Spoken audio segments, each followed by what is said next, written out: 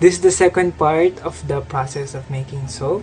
It involves the process of filling, vacuum pump, cool down, and product testing. So the first part is the filling. This is where the machineries put the soap mixture in the silicone molds by batch. Now the hazard in this procedure is that it may cause electrocutions to the workers near working the machineries.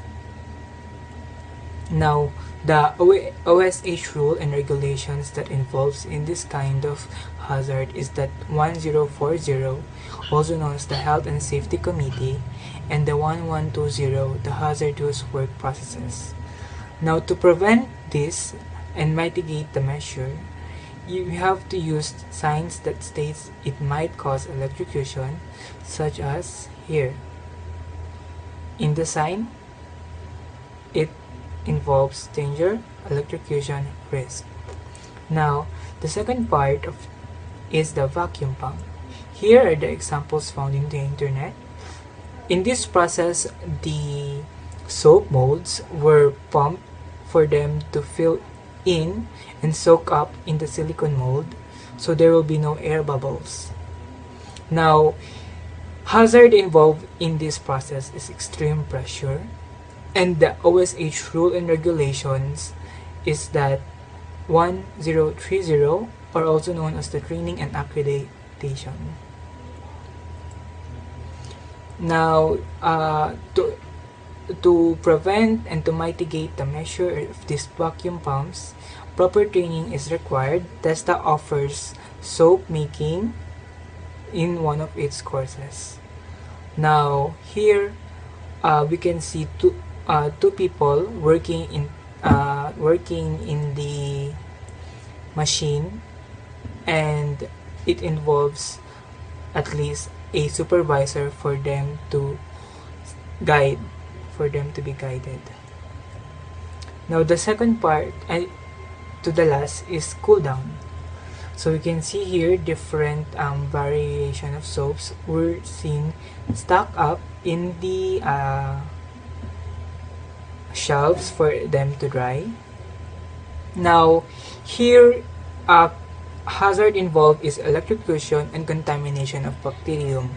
Now electrocution is because most of the cool down process involved with soap requires a big fan for them to be cooled, and contamination of bacterium because it is in an open space, so bacteria can contaminate any minute. Now OSH rule and regulations involved in this is that 1070, or the environmental control, and the 1080, or the personal protective equipment. Now for them to prevent this and to mitigate the cool down, they have to wear proper PPE and the use signage that indicates the danger of electrocution. Now, just like before, in this sign, we can see that there is a danger sign and electrocution risk, and the right side of the picture is that the proper gloves that we should wear when handling metals that may cause electrocution. Now here is the product testing. So this is the almost the last part where people were being hired for them to test soaps, if it is good and if it's the pH balance is in its neutral level. Now the hazard of this one is that it is repetitive movements and the chemical exposure from rejected soaps. So we can see here there are some skin conditions that might cause this. Also is a skin condition. And the OSH rule and regulation is that the product testing is 1030, the training and accreditation, 1040, and the Health and Safety Committee. Now for them to be preventive and mitigating measure, they have to use proper PPE, and proper training is also required. Now the proper PPE required for this one is that they have to use a face mask for them to not be overexposed to the chemical in the rejected